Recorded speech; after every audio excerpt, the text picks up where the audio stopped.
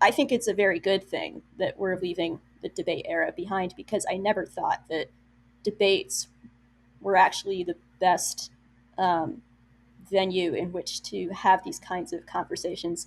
Just because I think a lot of the best evidence for Christianity is actually a little bit subtle, and it's a cumulative case. There's lots of moving parts, and a guy like Bart Ehrman, who's a very slick salesman, he's a very fast talker, he's very rhetorically good. He's able to kind of get in there and reel off a whole bunch of half truths really quickly, that it would take some time to kind of sit down and pick through all of this and like, okay, that's just outright false. That's kind of true, but it's misleading. That okay, there's several reasonable explanations, da da da, and down you go. But you don't have time for that under the constraints of a debate with opening statements and rebuttals and stuff. So I think some of the problems that I've seen in how Christian apologetics is done was, to a degree, an attempt to sort of play to the debate stage by trying to oversimplify stuff and be like over optimistic in the claims that they tried to make. Whereas now what we saw with Wes Hoffa and Rogan, they had 3 hours to just play. Yeah. And, hey, Jamie, pull up that video on automastic congruence or whatever. It's just like, and Wesley was just going to town and bringing out all the juicy detail stuff, and Joe was just eating it up. I'm like, that is the proper space. That finally, we're in a new media era where we have the time to really roll this out the way that it should be rolled out, I think. And so I would like to see Christians shift the way they argue and shift some of their tactics accordingly. No, that's a good point. I mean, it's a good point. Yeah. Go ahead, Logan. I just wanted a quick follow-up. Like, so are you saying like the best medium would be like a Joe Rogan experience of 3 hours, just sort of having a conversation about? Yeah. Yeah. I think a long leisurely conversation is a way better way to kind of unfurl this than, the kinds of very stiff debates that you saw back in the noughties. So I think like we have to clear up our schedule a little bit then and extend this out. Extend this out a few hours. Already. So one of the things that I think, though, debates do serve a purpose. When I spoke with Bill Craig, one of the reasons why he began really dedicating himself to debates was because he said, this way, when I speak to an audience, I can at least be sure that probably half of them are non-believers, that on a university campus, you're going to get at least 50% of that audience who've never even heard a Christian make a cogent, intelligent argument before and bring out some of the details. And so it for him became a jumping off point, a springboard, so that you can have those longer discussions one-on-one.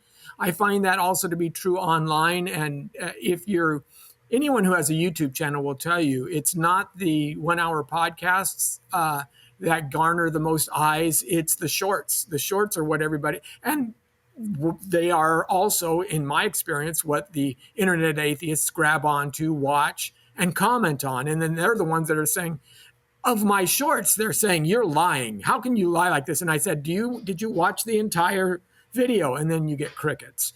And so you do have some of that as well, because the medium itself, by its audience, it gets dictated as to what the message is. So there is a little bit of kind of movie trailer vibe going on, where you can't judge the worthiness of the argument only by the short, but that seems to be where a lot of the discussion is coming from.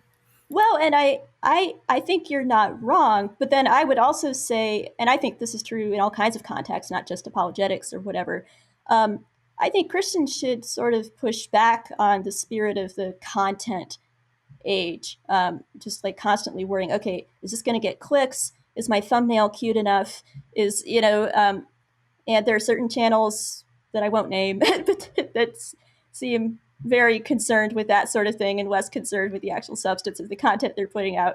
And so I think that's a real trap. It's something to be mindful of and try to avoid.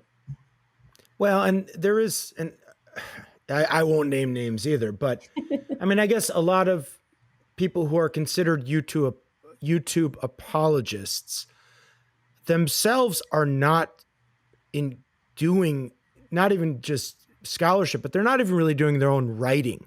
Yeah. Right? They're just moderating conversations, and that's fine. I mean, there's a place for just having somebody who's a good moderator of a conversation or a good interview. That's what Joe Rogan does. But that's what Joe, right, exactly. And probably one of the reasons why our podcast isn't as big is because I'm doing the interviews and the moderating. So, there could be a conflation there, like so-and-so is a YouTube apologist, when in fact, okay, they're not an apologist in the sense of somebody who's doing this subset of theology that used to be called polemics or lengthic theology. They're just a moderator. They're just a talk show host. Okay. So like, maybe you need to be careful there. It's Lenny, to your point about like, I wonder, this is interesting now that you brought up, like, Bill Craig, or Bill, can I call him Bill? William Lane Craig, WLC, in his heyday in the 90s and early 2000s, doing the live debates against scientists, philosophers from other universities, et cetera, where it was like, oh my gosh, there were people sitting in a church or even in a hall or at a university saying, I never even heard defenses of Christianity, let alone defenses at this level. But maybe now there's been enough of that, given the analytic, the renaissance, as he used to say, of philosophy or religion, and the popularization of theology by the guys like Jordan Peterson, where now it's not so much that the Christian audiences is like, I've never heard anybody even give an argument for Christianity. Maybe we're sort of beyond that point.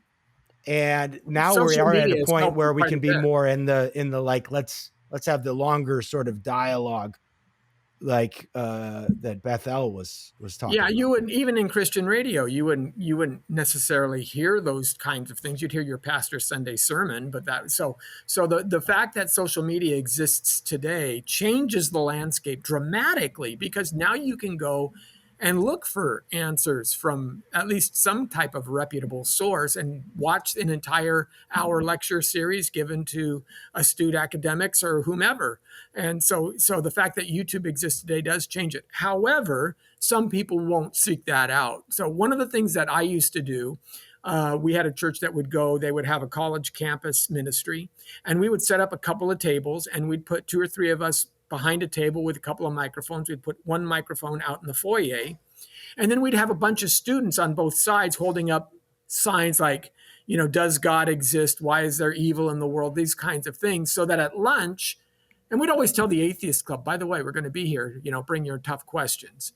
And then the atheists would be the ones that would approach the microphone at first, and they'd hear the exchange and the back and forth, but they would have the students of the club in the crowd with the people starting to gather around, and they're saying, what do you think of that? And sparking conversations. But again, it was taking the message to the people that way, who may never otherwise hear it or even search for it. So there is a place for that. There is a place where people are, algorithms are a thing, and you're only going to get fed what you reinforce. And so usually that's the worst aspects of whatever the argument is you're looking at. But there is a way to reach out using some of these dynamics. It's just a whole lot different than it was in the 90s when you had to go to a debate to hear a debate.